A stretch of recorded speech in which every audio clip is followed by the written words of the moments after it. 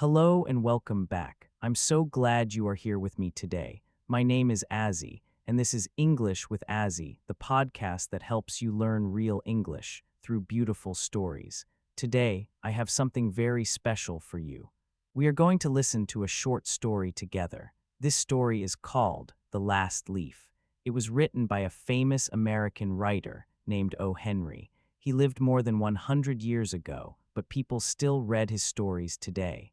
Why? Because O. Henry had a special gift. His stories are emotional, they touch your heart, and they almost always have a surprise ending. You will experience both of those things today. Now, this story is about three things: friendship, hope, and sacrifice. Let me explain that last word. Sacrifice means giving up something very important to you in order to help another person.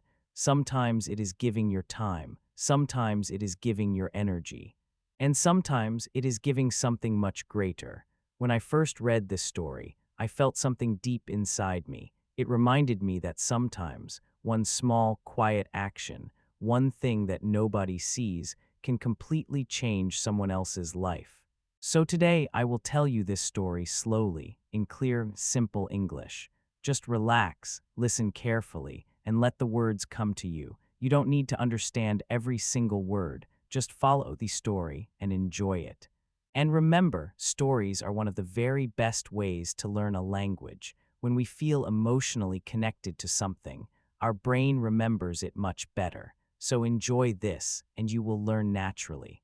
Before we begin, one small request. If this podcast helps you, please share it with one friend who is also learning English. It really helps us grow, and it helps other learners find us. Thank you so much. Okay, are you ready?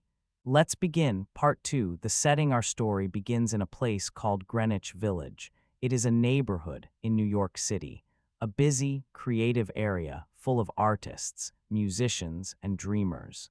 Many years ago, Greenwich Village was known for one important reason. The apartments were cheap, and because of that, many young artists moved there. They could pay the rent and still have time to follow their dream. Words to know. Artist, a person who creates art, paintings, drawings, sculptures. Neighborhood, a small area inside a large city where people live. Apartment, a home inside a larger building, also called a flat rent, the money you pay every month to live in a place. Good. Now let's continue. In one of those old buildings in Greenwich Village, two young women lived together. Their names were Sue and Johnsy. Sue came from the state of Maine, cold, quiet, and in the far north of America. Johnsy came from California, warm, sunny, and far away on the west coast. They were very different, but one day they met in a small restaurant. They started talking, and slowly, they discovered something wonderful. They had so much in common. They both loved art. They both dreamed of becoming great painters one day. They liked the same books. They had the same ideas about the world. When two people share many of the same likes and values, we say they have similar interests. Words to know. Similar, almost the same, very close, but not identical interests. The things you enjoy doing and thinking about. Studio, a room or space where an artist works and creates their art because they had such similar interests. Sue and Johnsy decided to live together. They rented a small apartment at the very top of an old building. The apartment was not big, it was not beautiful. The walls were old, the rooms were small, but it was theirs. They turned it into a studio, a place to paint, to dream, and to create. Life was not always easy. Some days they sold a painting and had a little money. Other days they did not, but they were happy because they had a dream. And they had each other. Part 3. The ivy vine. The apartment had one small window. Through that window, you could see the wall of the building next door. It was an old brick wall, hard, gray, and rough. But growing on that wall was something alive, an ivy vine. Words to know. Ivy vine, a climbing plant with small green leaves that spreads across walls. Brick, a hard block of clay used to build walls and buildings during the summer. The ivy vine was full of green leaves. The old gray wall looked alive and almost beautiful. But now it was late autumn, the season when everything, slowly, starts to die. Every day, more leaves fell from the ivy vine. The wall was becoming empty, darker, colder. And during this cold, gray season, something terrible happened. Johnsy became very sick. She caught a serious illness called pneumonia. Words to know. Pneumonia, a serious disease that attacks the lungs and makes breathing very difficult. Lungs, the two organs inside your chest that help you breathe, pale, very light in color. When someone looks pale, they look sick and tired, weak, without strength or energy. Pneumonia was very dangerous, especially in those times, before modern medicine. Johnsy had to stay in bed. She became thin and pale. She could not paint, she could not laugh, she could barely breathe. Sue was frightened. Every day she cooked for Johnsy, spoke to her gently, and kept the room as warm as she could. When the doctor came, he examined Johnsy carefully. Then he stepped outside the room and spoke quietly to Sue. He said, "Johnsy has a chance to recover, but the chance is small. If she wants to live, if she believes she can get better, then she might survive. She needs hope, but if she has lost hope, it will be very hard for her body to fight." Sue thanked the doctor and promised to do everything she could. But she did not know that Johnsy had already started to believe something very strange. Part 4. The counting. Johnsy spent long hours lying in bed, staring at the window. She watched the ivy vine every day. She watched the leaves fall, one by one, and slowly she started to believe something terrible. She believed that when the last leaf fell from the vine, she would die. One afternoon, Sue was sitting near the window, drawing a picture for a magazine. They needed money for food and medicine, so she had to work. She was working quietly when suddenly she heard a soft sound from the bed. 10, Johnsy whispered. Sue looked up. 10 what? She asked. 9, Johnsy said, even more softly. Sue put down her pencil. She walked slowly to the window and looked outside. The ivy vine on the brick wall had almost no leaves left. Most had already fallen. "Johnsy," she said gently, "what are you counting?" "The leaves," Johnsy answered, very quietly. "When the last leaf falls, I will go, too." Sue felt a cold feeling in her chest. "What are you talking about?" she said quickly. "That idea is nonsense. Leaves have nothing to do with your life. Stop thinking like that." But Johnsy did not answer. She only watched the vine. Another leaf fell slowly in the cold autumn wind. 8, she whispered. Sue felt frightened. She realized that Johnsy truly believed this strange idea. She knew she had to do something. Part 5. Old Bayman. That evening, Sue went downstairs to visit their neighbor. On the ground floor of the same building lived an old artist. His name was Bayman. Bayman was around 60 years old. He had lived in Greenwich Village for many, many years, longer than almost anyone else in the building. He was also an artist, like Sue and Johnsy, but Bayman was different in one way. For years, maybe decades, he had been talking about his masterpiece, Words to Know. Masterpiece, the greatest and most important work that an artist ever creates. Protector, someone who watches over and cares for other people's foolishness. Something silly, unwise, or without good reason. A masterpiece is not just a good painting. It is the greatest thing an artist can ever create, something truly great that people remember forever. Bayman always said that one day he would paint his masterpiece, but he never did. Instead, he spent his days doing small jobs for other artists. Sometimes he worked as a model, sitting still while painters painted him, and the years passed by. He had a long white beard and a loud voice. He sometimes seemed rough. He spoke strongly and directly, but inside, he had a very kind heart. He cared deeply about Sue and Johnsy. He often said that he was their protector. That evening, Sue knocked on his door. When Bayman opened it, she could immediately smell the strong scent of paint from his little room. He looked at her face, and he knew something was wrong. "What is it?" he asked. Sue told him everything. Johnsy's illness, the ivy vine, the counting, and the terrible belief that when the last leaf fell, Johnsy would die. Bayman became furious. "What foolishness!" he shouted. "People do not die because leaves fall from a wall. This is complete nonsense. I know, said Sue quietly, but she believes it and she has stopped hoping. Bayamon's anger slowly disappeared. He walked to his window and looked outside at the ivy vine on the brick wall. Only a few leaves were still there, still holding on. The sky was dark. A storm was coming. He shook his head slowly and said, in a much softer voice, "That poor little girl." Sue wiped a tear from her cheek. Bayamon was quiet for a long moment. Then he said, "Tomorrow I will come upstairs." Part 6. The storm that night. Bayamon looked out at the dark sky. He could see the ivy vine on the brick wall. Only a few leaves were still there. Dark clouds were moving fast across the sky. And then the storm arrived. The wind came first, cold and very strong, moving through the narrow streets of Greenwich Village. Then the rain started, hard rain, hitting the windows again and again and again. The streets below were dark and completely empty. Sue lay awake in her bed. She could hear the wind outside. She could hear the rain. She lay there, thinking about the ivy vine, those last, fragile leaves clinging to the cold brick wall. Words to know.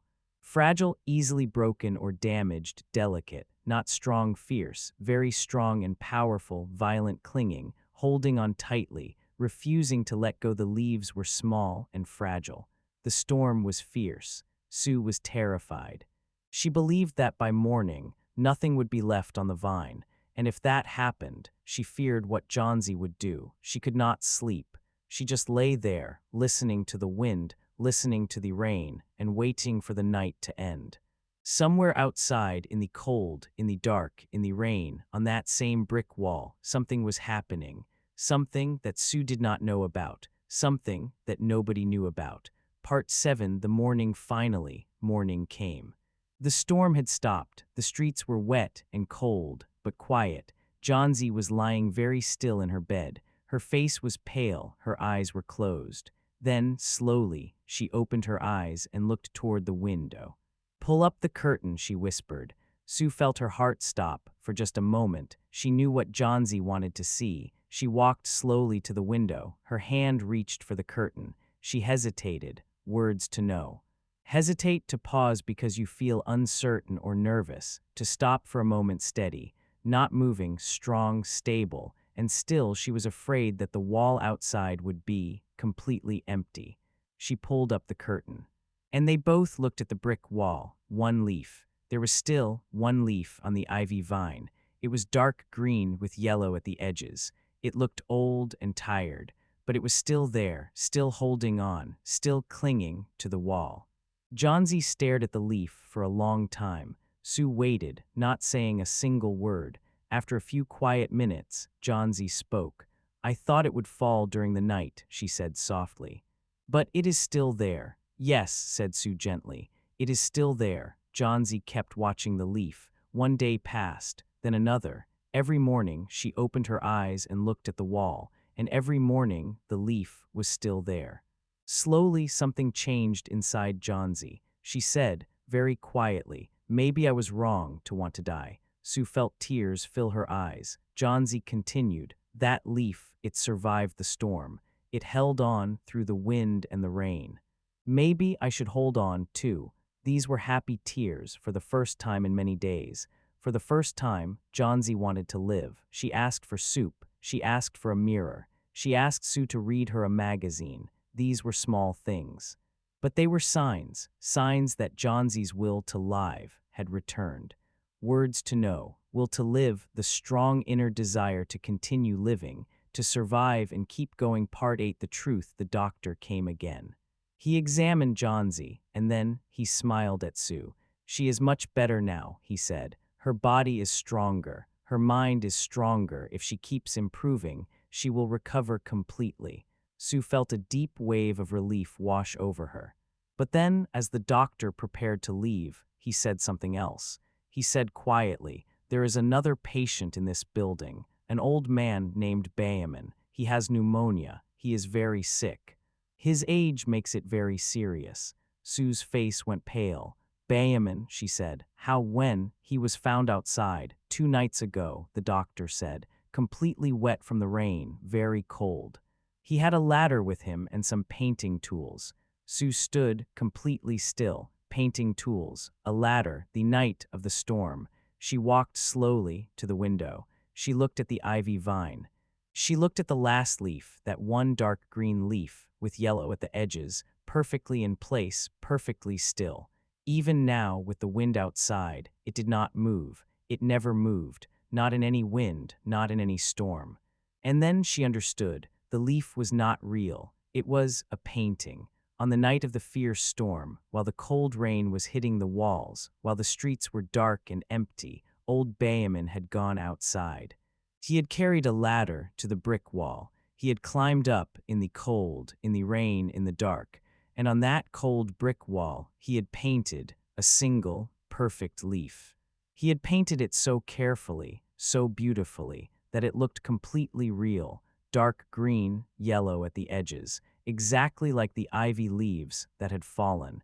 Bayman had always talked about painting his masterpiece. For years, people had waited, and the masterpiece never came. But on that stormy night, he finally painted it, not in a gallery, not on expensive canvas, on a brick wall, in the rain, in the dark, where nobody would see him.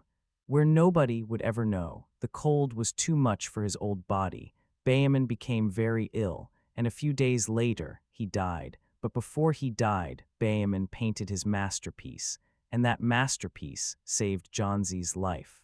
Part 9, the lesson The Last Leaf, teaches us something very powerful. Sometimes, the greatest act of kindness is the one that nobody sees. Nobody knew what Bayman did that night. He did not want thanks. He did not want attention. He just wanted to help. He gave his greatest gift, his masterpiece, to a young woman he barely knew, and in doing so, he saved her life. Bayman never became famous. He never became rich. But he did something much more important. He gave hope when hope had disappeared. He gave life when life was fading. And that is why, even today, after more than 100 years, we still remember this story. Because it reminds us of something true. One person, one quiet act, one night can change everything. Part 10, goodbye. Thank you so much for listening to this episode of English with Azzy. I truly hope this story stayed with you in your heart and in your memory. That is the beauty of a great story. It teaches without feeling like a lesson. Now, here is what I want you to do. Listen to this episode again. The second time, you will catch so many things you missed the first time. Then, try reading parts of the story out loud. This is called shadowing, and it is one of the best ways to improve your English speaking. And remember, just like that last leaf on the cold brick wall, do not give up. Not on English, not on your goals, not on yourself. Even when the storm comes, hold on. Until next time, keep learning, keep practicing, and keep believing in yourself. See you soon. Full vocabulary review, both parts. Part 1. Sacrifice, giving up something important to help another person. Artist, a person who creates art, paintings, drawings.